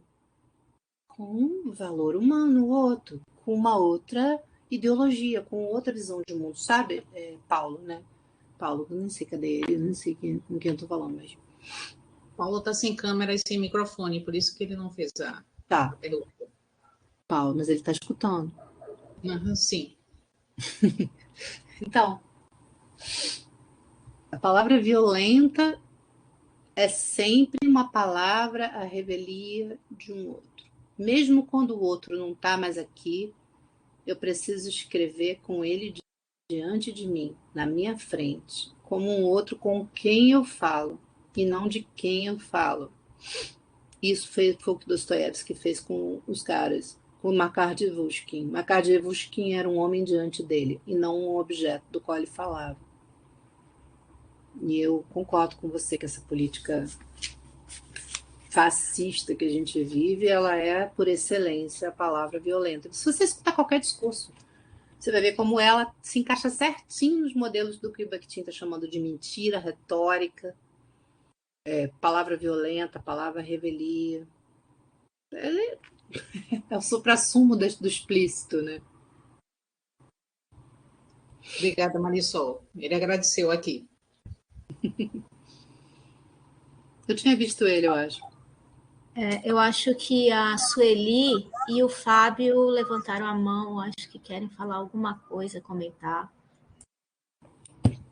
Pode falar, Luiz. Tudo bom, Marisol? Você está conseguindo me ver, me ouvir? Não. Agora não. Agora estou. Ah, tá. Então, olha... Tá dando um eco de retorno. Ah, tá. Deixa eu ver.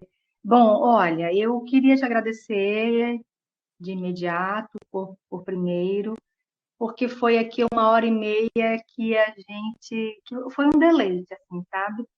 E, assim, eu comecei a estudar Bakhtin tem, acho que 10 anos, foi 2012, vai fazer 10 anos. E muito sem orientação, assim, né? Fui estudando, já no grupo de pesquisa, mas a partir das obras que a gente achava e que tinha que ir, né? Depois por meio de uma orientadora, eu fui através por meio de uma sequência meio que temporal. E talvez isso tenha se tornado um pouco mais difícil, porque eu não sabia do contexto, não sabia do tempo, a gente vai logo em marxismo e filosofia, não conhece mais um pouco, enfim. Mas, assim, em 10 anos, como que eu ainda descubro fendas em Bakhtin? E eu me lembro que para o meu doutorado eu propus, na época, né, como projeto, falar sobre o silêncio, né? E assim, o que eu ouvi naquela época foi de que o Bakhtin não falava sobre o silêncio, né? Então, a ideia que foi 2015, 2016, aí 6 anos depois eu convenci, né? Eu estou desenvolvendo um trabalho que trata um pouco sobre isso também na obra literária. Ou seja, Bakhtin né? Que a revolução está acontecendo, um grande revolucionário. E por meio de todas as suas obras, quando você trouxe em palavra, né? Que ele escolheu o marginal, gente, eu nunca tinha sintetizado isso. Eu nunca tinha sintetizado essa ideia de como ele vai ao marginal não é para o confronto, mas para mostrar, né, que o que é oficial não diz tudo, na verdade, né, diz menos ainda, talvez. E também, pelo fato de, em todas essas obras, ele nos proporcionar, né, o encontro de nós mesmos por meio do encontro com o outro. Né? Como isso é fantástico, mas isso é muito profundo, isso exige muito mais do que a gente começar a ler, né? Alguns rodapés, uma obra deslocada, descontextualizada. O que quero dizer é que e em cada. Eu li Gente Pobre, logo, foi uma das primeiras que eu li, e como a gente consegue se ver nesse outro, como a gente está no outro, né? Então, cada vez que a gente se debruça, se aproxima, se reaproxima de Bakhtin, a gente descobre mais sobre nós mesmos, né? Sobre o mundo e sobre nós mesmos. Por isso que eu digo que ele é um grande revolucionário. Então, eu queria agradecer. E, para finalizar, não sei se a gente tem tempo ainda, mas eu também. Esse livro é um livro que eu já indico para os meus orientadores, para falar sobre autoridade, né? Alteridade. E aí eu faço sempre uma relação, trabalho também com ele, análise do discurso. E eu trago uma relação dele com o espelho do Machado. Né? A gente vai ter uma live, já dando spoiler aqui, né? Que vai tratar sobre essa. A Thaís vai falar com a gente, vai fazer uma discussão sobre esses espelhos, né? E assim, como que você vê a relação do espelho, do homem ao espelho em Bakhtin, e do homem e do espelho, na verdade, no Machado? Eu acho que tá dando um eco. Vou fechar aqui. Eu acho que tem muitas histórias de espelho, né? Muitas histórias de espelho que vão desde, sei lá, Diário de Dorian Gray ou Sobre os Espelhos do Humberto Eco, e que trabalham com uma noção de espelho um pouco ingênua, né? Eu acho que o Machado nunca foi ingênuo, né? O Machado de Assis talvez seja eu tenho segurança, né, de dizer que é o que talvez mais Bakhtin apreciaria na nossa literatura, porque o Machado sabe fazer o dom da palavra bivocal. Nenhuma palavra dele está dizendo só uma coisa, né? Está dizendo uma coisa e outra no mesmo.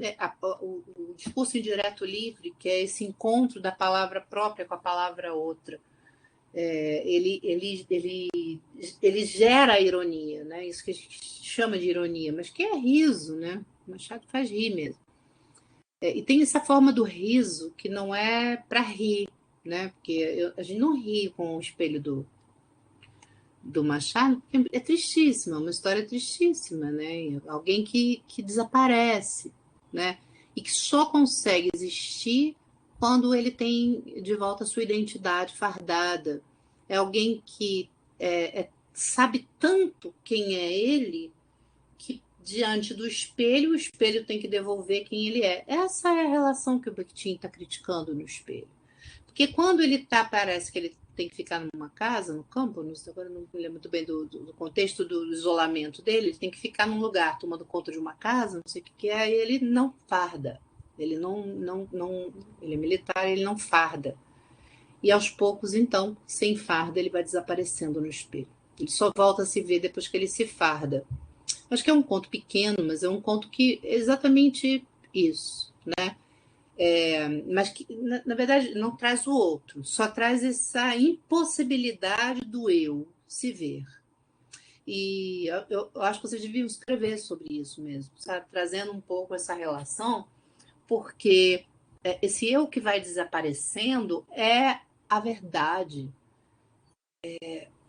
Não é você. Por que não é você? Quer dizer, é você, mas é você duplicado. É você reafirmado. É você. É o selfie, né? Da internet. As pessoas tiram um selfie, aí, deixa eu ver. Ah, não sou eu. Entendeu? É você, amiga. Você fez mesmo. Não melhora, não. Então, se aquilo que você pensa de si não está lá, não serve, então desaparece. Ou seja, não é um outro. É uma duplicação de si exteriorizada e que te reforça. Isso é a mentira do espelho. Não é um outro. Não é você se vendo com os olhos de um outro. Mas é você penetrada numa imagem de si que ganha uma frontalidade para você. E aí, se aquilo não reforça o que você pensa de si, desaparece, como o Machado faz o rapaz lá, esqueci o nome dele, não sei, acho que eu nem saberia dizer, desaparecer. E aí, no fim, ele se farda e ele volta a aparecer. Essa é a imagem que ele quer dizer. Mas ele está apenas denunciando a farsa. O espelho, da maneira como a gente tem uma hora que ele fala da luva esquerda e da luva direita. São luvas. É o espelho. Não é um outro. É a mesma coisa, duplicada. E aí tem um conto que é um livro, né? Que imediatamente o Dostoiévski escreve depois do Gente Pobre, que é o Duplo. Tem até filme no Netflix com o Duplo. Que é isso. Parece que é um outro, mas não é só você. É só uma projeção de si, uma imagem externa que é falsa. Pode investir nisso, porque isso é maravilhoso. Muito obrigada. Porque pode haver esse equívoco na leitura, né? Pode haver esse equívoco na leitura de que é um outro, de que são dois. Na verdade, não isso é. ficou bem esclarecido agora. Obrigada. Para ter um outro, tem que ter duas consciências que não coincidem. Uma consciência que não coincide é uma consciência outra, que vê o mundo diferente de mim, que não gosta das coisas que eu gosto, que não concorda comigo. A gente é de uma sociedade tão identitária que eu só quero perto de mim gente que pensa como eu. Entendeu? Se a pessoa já pensa diferente, ela não serve mais para andar comigo. Mas é justamente aquele que pensa diferente de mim que é capaz de me devolver para mim. Tem um conto tem um livro do Nabokov que é maravilhoso. Por que eu não pensei isso antes que eu teria mostrado para vocês? Agora não sei onde está aqui. Um livro do Nabokov que é maravilhoso, que se chama O Olho. É um livro de literatura que o cara não se vê, ele não sabe mais quem ele é. E ele começa a perguntar, o olho vigilante, ele começa a perguntar para as pessoas, na verdade, eu não vou contar o enredo, mas o sentido é esse. Ele começa a dizer, Sueli, você conhece a Marisol? Me fala quem é ela. E ele vai recolhendo essas coisas para poder montar uma imagem de si.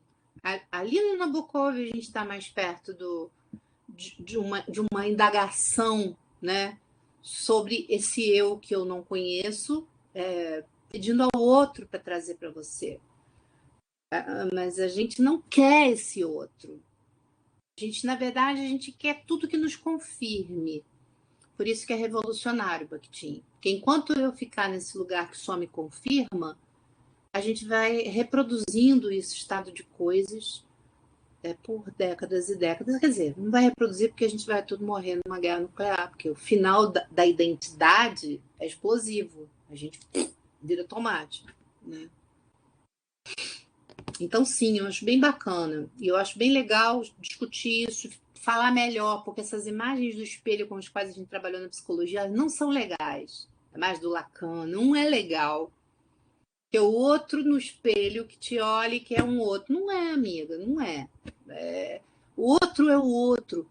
É por isso que é tão difícil a autobiografia. Porque você tem que criar um ponto de apoio fora de si.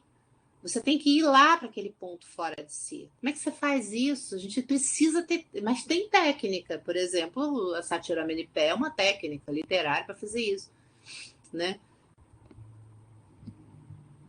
Quem trabalha com pesquisa narrativa, vocês que trabalham com pesquisa narrativa, problemas até aqui é fundado em problema. Que parece que eu estou narrando, dizendo sou, e parece que é você que está ali, não é. Né? Tem um problema aí. A gente precisa do Bakhtin. E eu acho que o autor e o herói na atividade estética, eles trazem esses problemas, né? Eles trazem essa falsidade. Isso é falso. Quando você faz assim, é falso. Quando você faz assim, é falso. Quando você tenta fazer isso, é falso. Onde é verdade? Quando tem dois que não coincidem frente a frente, se tocando. Às vezes na carne interior da alma. Às vezes no contato da pupila dos olhos. Às vezes nesse enxergar-se pela negação do outro. Tem que tatear, encontrar essas formas, porque eu sou absolutamente improdutiva para mim mesma. Só o outro me dá uma chance de existir. Aquilo que o Augusto falava em 2010, quando ele falou isso lá no GG, é porque tu me escutas é que eu passo a existir. Não, você não existe antes do outro.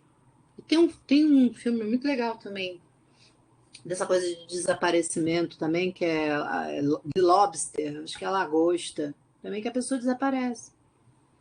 Não tem mais outro, o cara deixa de existir. Ou tem outro, ou tu não existe.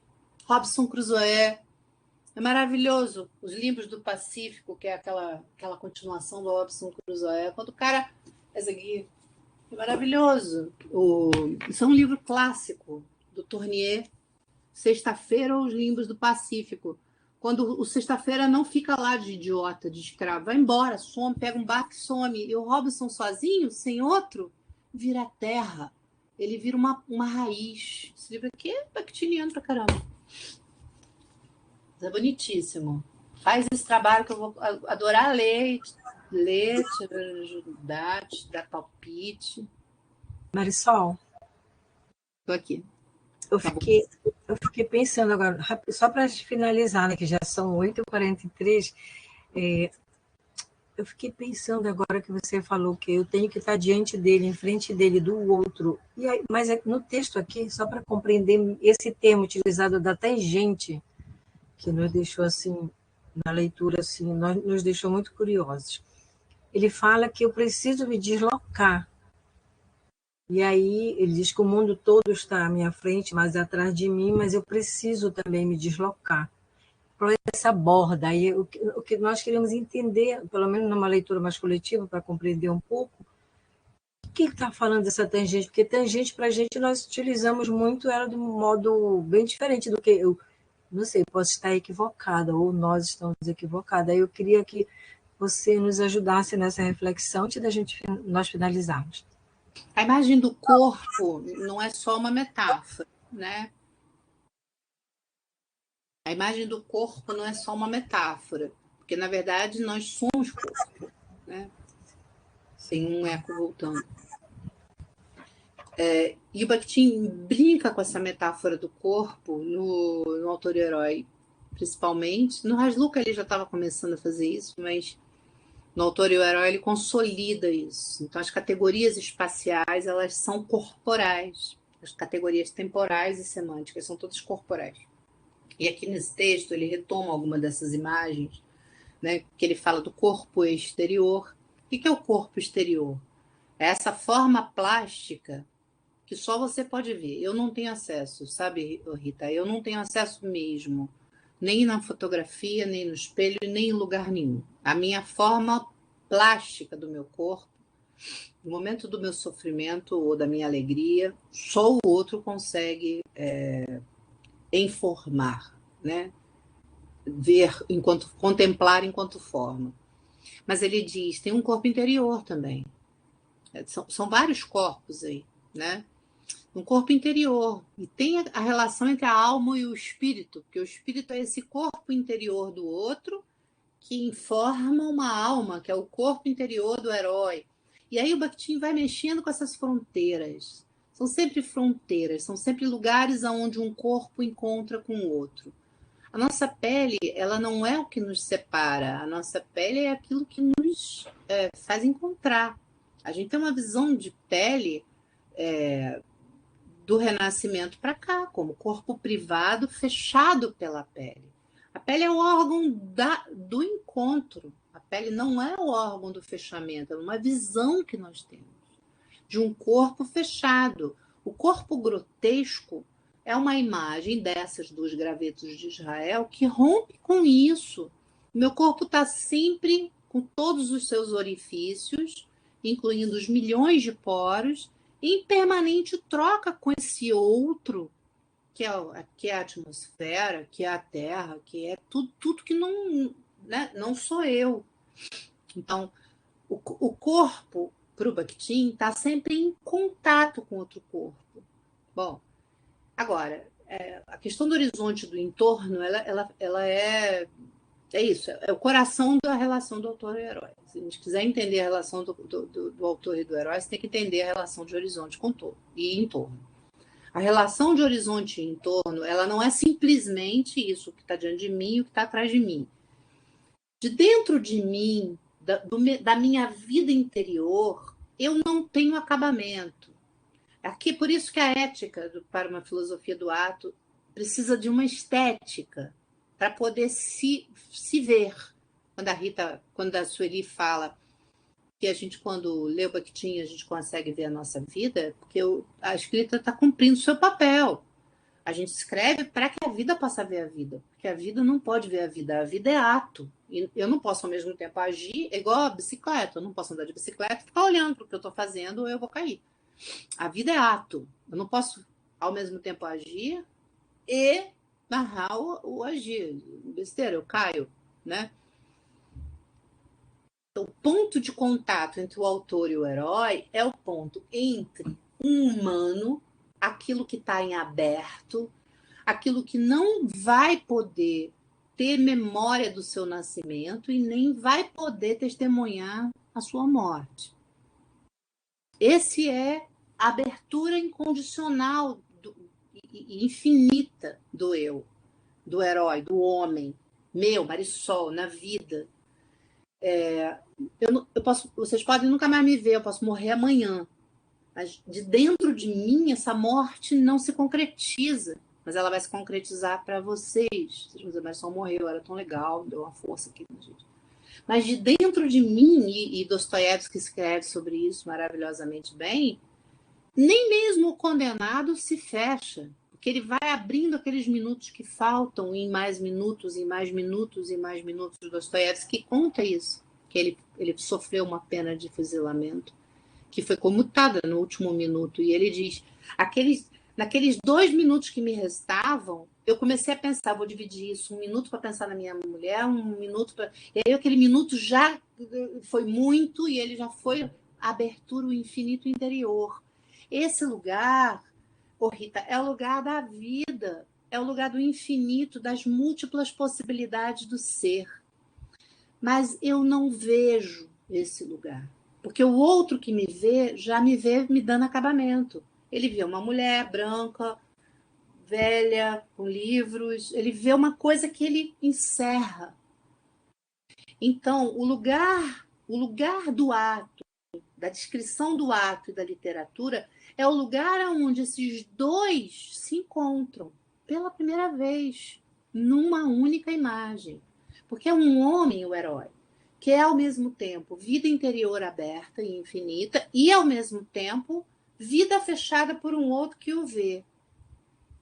Tá? Então, é muito importante isso. O herói é aquele que tem, ao mesmo tempo, a visão do horizonte, que é do acontecimento aberto, e a visão do outro que diante dele diz assim, mas ele nasceu e ele morreu, então, em 2022. E ele nem sabia que em 2020 que ele ia morrer em 2022. Só quem pode dizer isso é um outro externo a mim, um outro que não sou eu, porque se eu soubesse que ia morrer em 2022, certamente eu tinha pedido demissão, eu tinha ido para a Itália fumar maconha, porque eu não ia ficar passando por isso que eu passei aqui. A gente não tem noção do nosso acabamento. Se a gente tem, é falso. Certo? Então, o que eu tenho? Porque, na verdade, o autor, quando ele vai narrar esse herói, vai afigurar esse herói, ele precisa afigurar um homem em aberto. O que ele tem? Ele tem a experiência dele, do eu. E ele sabe que esse eu não é aberto até o fim. Isso que é bonito nessa história da tangente. E a metáfora aqui é uma contraposição entre o bebê gestando e o cadáver. Então, aquilo que só o outro pode ver é o cadáver. Eu nunca vou ver o meu cadáver. Eu não sou capaz de imaginar o meu cadáver. Se eu fizer, também é falso. Né? Não sei se vocês já viram um cadáver. Cadáver de uma pessoa amada, né? De uma pessoa que você conhecia. Aquele cadáver não era aquela pessoa. Aquela pessoa viva e aquele cadáver não coincidem.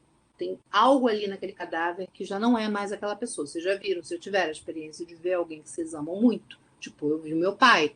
Não tem pai ali, meu pai não estava ali. Ali é uma outra coisa, uma carcaça, uma coisa. Não era meu pai. Meu pai para eu olhar para o meu pai, eu preciso de todo o infinito aberto da minha relação com ele. Naquele corpo não tem meu pai.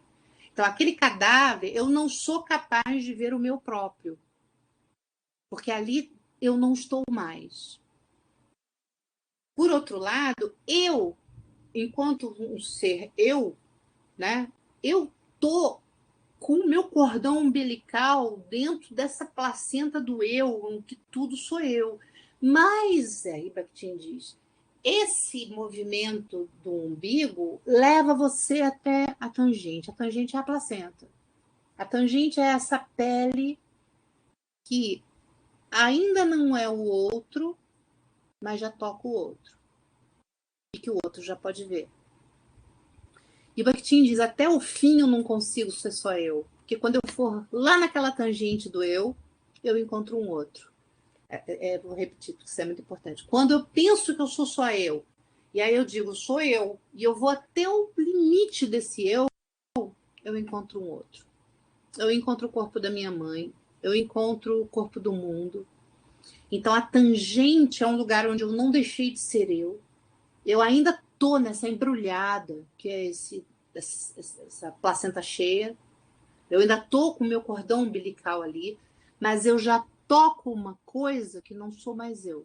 A tangente é esse lugar onde eu já sou capaz de ver o mundo sem sair de mim. Mas mais importante do que tudo, o mundo pode me ver. Eu estou ali, eu tenho um contato. A pele já encostou na pele. Esse é o lugar do autor.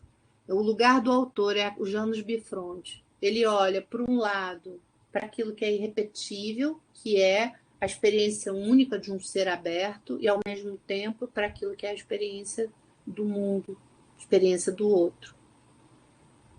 Eu não sei te explicar melhor, porque, na verdade, essas imagens do Bakhtin são misteriosas, né? Quando ele fala assim, o tempo que é uma rotação do corpo. Eu não sei te explicar isso. Para mim, eu prefiro ficar com isso no nível do mistério, entendeu?